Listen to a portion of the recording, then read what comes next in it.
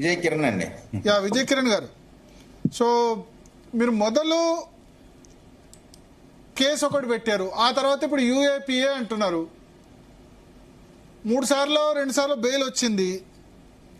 వచ్చిన తర్వాత యూఏపీఏ అని సడన్ గా అనడంతో, అన్లాఫుల్ ప్రివెన్షన్ యాక్ట్ అనడంతో ఇదే కక్ష సాధింపులాగా వెళ్ళట్లేదా మెసేజ్?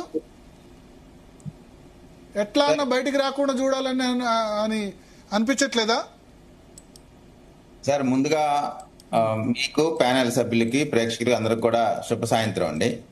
ఇది చాలా ఇంపార్టెంట్ సబ్జెక్ట్ అండి. ఎందుకంటే ఇవాళ అందరూ కూడా ఏదో రావణ్ణి కూటమి ప్రభుత్వం లేదా పవన్ కళ్యాణ్ గారు లేదా అతను ఏదో పెద్ద ప్రశ్నించే గొంతు, ఆ గొంతును ఏదో నిలిమేస్తున్నారు. అతను పెద్ద జనోద్ధారకుడు, భారతదేశానికి సంబంధించినటువంటి చట్టాలకి లోబడి మత విశ్వాసాలకి లోబడి ఉండేటువంటి నిజమైన భారతీయుడిలాగా ఒక పోర్ట్రే చేస్తా ఉన్నారు. ఇతను అన్ని విధాలుగా కూడా భారతదేశ సార్వభౌమత్వానికి వ్యతిరేకంగా, మత విషంగానికి వ్యతిరేకంగా ఇష్టం వచ్చినట్టు అతను అచ్చోసిన ఆంబోతు ఎట్లా అయితే పడిద్దో అట్లా పడ్డటువంటి పరిస్థితి గత కొన్ని సంవత్సరాలుగా అతని వ్యవహార శైలి చూస్తా ఉన్నాం. అతని పేరేమో జోసెఫ్, వాడుకునేదేమో రావణుడి పేరు.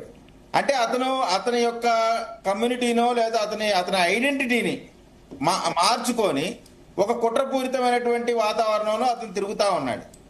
ఆయన ఈ వివాదానికి ఇప్పుడు కేంద్ర బిందువుగా ఉన్నటువంటి దళిత క్రైస్తవులకు సంబంధించినటువంటి ఒక మీటింగ్ జరిగింది.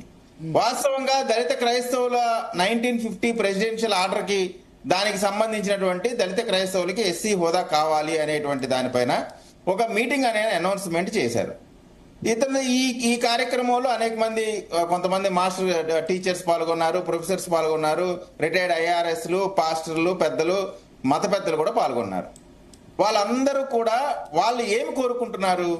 క్రైస్తవత్వం తీసుకున్నంత మాత్రాన దళితుడిగా ఉండేవాడికి కులం పోదు కాబట్టి అతనికి ఆ కులాన్ని ఐడెంటిటీగా కాకుండా మతాన్ని ఆధారితంగా కులాన్ని నిర్ణయిస్తున్నారు కాబట్టి, ఎస్సీ కేటగిరీ నిర్ణయిస్తున్నారు కాబట్టి అట్లా కాకుండా దళితులు క్రైస్తవత్వం తీసుకున్నా సరే వాళ్ళకి ఎస్సీ హోదా ఇవ్వాలండి, దాన్ని ఈ కారణంతో ఇవ్వాలా, లేకపోతే కులం పోవట్లేదనో రకరకాలైనటువంటి వారి విజ్ఞప్తిని ప్రభుత్వ దృష్టికి తీసుకొచ్చేటువంటి ప్రయత్నం చేశారు. అది మంచిదే.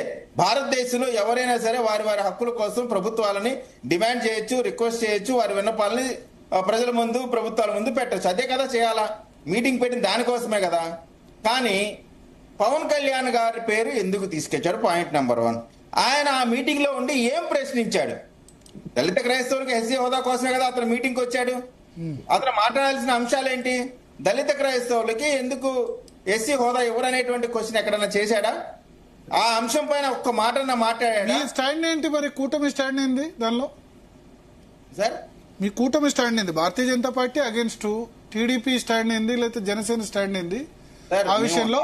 ప్లస్ పవన్ కళ్యాణ్ కూడా అట్లా గతంలో వ్యాఖ్యలు చేశాడని చెప్తున్నారు. ఆయన చెప్పుతో కొట్టాలి అటువంటి మాటలు మాట్లాడి బహిరంగ సభ వేదికగా అని వాళ్ళు చూపిస్తున్నారు. రావణ్ చేసింది, పవన్ కళ్యాణ్ చేసింది ఒకటే అంటున్నారు.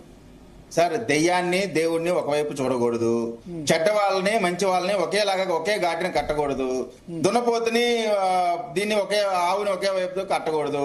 కాబట్టి ఇటువంటి ఉచ్చం నీచం తెలియని రావణ్ణి పవన్ కళ్యాణ్ తో పోల్చడమే తప్పు ఒకటి. రెండోది, మా స్టాండ్ ఏంటి అనేటువంటిది ఆల్రెడీ అసెంబ్లీ సాక్షిగా ఆ తీర్మానాన్ని దళిత క్రైస్తవులకు ఎస్సీ హోదాకు సంబంధించి తీర్మానం చేసి కేంద్ర ప్రభుత్వానికి ఆల్రెడీ పంపించారు. ఇదే నేను ఇంకొకరు దాస్తే దాగేది కాదు. ఎప్పుడు పంపించారు? ఈ జడ్జిమెంట్ వచ్చిన తర్వాత ఏం పంపించలేదు సార్. 14, 19 ప్రభుత్వం ఉన్న సమయంలో తీర్మానం చేసి పంపించాం. ఇప్పుడు 1950కి సంబంధించిన ప్రెసిడెన్షియల్ ఆర్డరే కదా, ఇప్పుడు దానిపైనే కదా అంతా కూడా చర్చ జరుగుతుంది. లేటెస్ట్ గా జగన్మోహన్ రెడ్డి గారి హయాంలో జరిగినటువంటి ఒక ఎస్సీ ఎస్టీ అట్రాసిటీ కేసు ఒక పాస్టర్ గారు పెట్టిన దానిపైన వచ్చినటువంటి జడ్జిమెంట్ కి సంబంధించి తర్వాత క్రమంలో వచ్చింది. అసలు వీటన్నిటికి కూడా కేంద్ర బిందువుగా ఉన్నటువంటి ఆ మీటింగ్ లో వీళ్ళిద్దరూ కూడా వాళ్ళ సొంత ఎజెండాతో, శ్రావణ్ కుమార్ ఏమో ఆయనకేమో ఉప ముఖ్యమంత్రి పదవి కావాలా, ఆయనకు 10 లక్షల మంది ఆయన వెనకాల తిరిగితే ఆయన ఉప ముఖ్యమంత్రి అయి కులుగుతాడు, బేరం పెడతాడు, అందరిని నమ్ముతాడు. గతంలో అతను స్వయంగా చెప్పాడు, నేను చంద్రబాబు నాయుడు గారిని ఇన్ని నియోజకవర్గాలు టికెట్లు అడిగాను, ఇన్ని కోట్ల రూపాయల డబ్బులు అడిగాను, ఆయన పని చూసుకోరా, నీకు అంత సినిమా లేదని చెప్పాడు, కాబట్టి నేను ఆయన దగ్గర నుంచి బయటకు వచ్చి ఆయన విమర్శించడం స్టార్ట్ చేశా అన్నాడు. ఇప్పుడు ఇంకొక రాజకీయ పార్టీ దగ్గరికి వెళ్ళి శరణు కోరాడు. వారి దగ్గర కూడా వ్యాపారం పెట్టాడు. ఈ 10 లక్షల మందో ఎంతమంది క్రైస్తవుల్ని అడ్డుగా చూపించుకొని, ఎందుకంటే జగన్మోహన్ రెడ్డి గారి ఓటు బ్యాంకు ఉన్నటువంటి దళితులు లేదా దళిత క్రైస్తవులకు సంబంధించినటువంటి అంశంలో ఎప్పుడైతే జగన్మోహన్ రెడ్డి గారు ముఖ్యమంత్రి అయ్యారో ఆ కమ్యూనిటీస్ కు దూరం అయిపోయారు.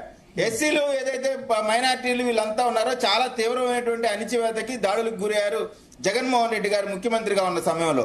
ఆ కమ్యూనిటీస్ మొత్తం జగన్మోహన్ రెడ్డి గారి దగ్గర నుంచి దూరం అయ్యారు. కాబట్టి ఇది వేరే ఒక రూట్ లో ఎవరో ఒక నాయకుడిని వాళ్ళకి బూచిగా పెట్టి వాళ్ళ ద్వారా ఈ యొక్క కాన్స్పిరసీ మొత్తం కూడా నడిపించేటువంటి ప్రయత్నం చేశారు. దాన్ని ఎవరు కూడా యాక్సెప్ట్ చేయాలి. ఎందుకంటే ఆ మీటింగ్ కి దరిదాపుగా ఒక 500 మంది పోలీసులు ఉంటే జనాలు మొత్తం కలిపి కూడా 1000 మంది లోపే ఉన్నారు. అంటే వీళ్ళు ఇవన్నిటిని కూడా హైలైట్ చేసుకునేటువంటి అంశంలో కేవలం ఒకళ్ళేమో పొలిటికల్ ఎజెండా, ఒకళ్ళేమో ఫైనాన్షియల్ ఎజెండా.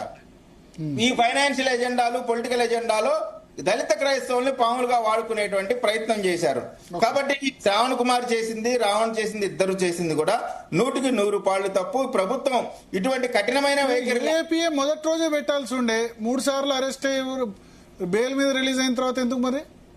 సార్ అతను చేసినటువంటి వ్యాఖ్యానాల పైన ప్రభుత్వం, పోలీసులు ఎక్కడైతే కేసులు పెట్టారో దానిపైన కేసులు పెట్టారు.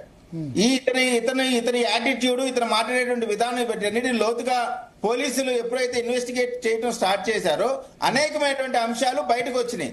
ఆ వచ్చిన క్రమంలో పెట్టినటువంటి అంశమే తప్ప మేమేమి కక్షపూరితంగానో లేదా ఇతను రావణ్ మాకి దేంట్లో పోటీ, ఎందుకు పోటీ, ఆయన ఏం మాట్లాడుతున్నాడని, ఏం ప్రశ్నిస్తున్నాడని మాకు భయం. అతను పూర్తిగా హిందూ మతానికో లేదా మత విశ్వాసాలకో రాజ్యాంగానికో వ్యతిరేకంగా మాట్లాడేటువంటి మనస్తత్వం కలిగినటువంటి వ్యక్తి. ఆ వ్యక్తిని వాళ్ళ భుజాన వేసుకున్నటువంటి వైఎస్ఆర్ కాంగ్రెస్ పార్టీ ఖచ్చితంగా ప్రజల దృష్టిలో పల్లతిన పడిపోయింది. తగిన మూల్యం వాళ్ళు చెల్లించుకుంటారు. అంబటి రాంబాబు ప్రశ్నించే గొంతు అంట. ఏ ప్రశ్నించే గొంతు? ఏ గొంతు నీకు కావాలా? సంజన సుకన్య గొంతు కావాలా ఏంటి? నాకు అర్థం కావట్లా. ఆయన ఏం ప్రశ్నించాడు? ప్రశ్నించినటువంటి ఒక అంశం చెప్పండి. ఇవాళ వాళ్ళు పెట్టినటువంటి మీటింగ్ లో నేను అడుగుతా ఉన్నానండి, పవన్ కళ్యాణ్ గారుని ఇమిటేట్ చేయాల్సిన అవసరం, ఆయన తిట్టాడు. సార్, పవన్ కళ్యాణ్ గారు ఆ రోజు ఆవేశపడే సమయానికి వారి భార్యని, పసిపిల్లలని మీరు అంటే ఇవన్నీ వీడియోలు నా దగ్గర ఉన్నప్పుడు కూడా అవి చూపిస్తే ఉద్రేకాలు వస్తాయి తప్ప దాంట్లో ఏమి ఇది ఉండదు. మీరు గూగుల్ చేసి చూడండి ఎంత నీచాతి నీచంగా. రోజా, శ్రీరెడ్డి, బోరుగడ్డ అనిలు, పోసాని కృష్ణమూర్లి, ద్వారంపూడి చంద్రశేఖర్, కొడాలి నాని, పేర్ని నాని, అంబటి రాంబాబు వీళ్ళందరూ కూడా టార్గెటెడ్ గా పవన్ కళ్యాణ్ గారిని ఎంత భయంకరంగా విమర్శించారు. విమర్శిస్తే పర్వాలేదు, లేనిపోయిన మాటలన్నీ కూడా ఆయన క్యారెక్టర్ అసాసినేట్ చేసే విధంగా బూతులు తిడుతూ మాట్లాడేటువంటి వాళ్ళే ఆ కోపంలోనో ఆ రివోల్ట్ లోనో వచ్చినటువంటి మాటల్ని దృష్టిలో పెట్టుకొని నేను కలిపి మాట్లాడటమే తప్పు అంటున్నాను. ఆకాశానికి భూమికి ఉన్నటువంటి తేడా ఉంది, నక్కకి నాగలోకానికి ఉన్నంత తేడా ఉంది. వాళ్ళిద్దరిని కలిపి మాట్లాడటమే పాపం అనేటువంటి అంశం చెప్తూ ఏది ఏమైనా కానీ ఇప్పటికైనా సరే మీరు ఆలోచన చేసుకోండి. సాధారణ ప్రజలు కానీ ఎవరైతే ఇవాళ ఇటువంటి కార్యక్రమాలు పెయిడ్ ఆర్టిస్టులు ఉన్నారో, మీరు ఎవరో ఇచ్చే 4 రూపాయల డబ్బుల కోసం ఇటు ఇష్టం వచ్చినట్టు మాట్లాడితే ఖచ్చితంగా చట్టం కొరడా. ఒకసారి కిరణ్ రాయల్ గారు జాయిన్ అయ్యారు జనసేన నుంచి. కిరణ్ రాయల్ గారు నమస్తే. కిరణ్ రాయల్ గారు, కిరణ్ రాయల్ గారు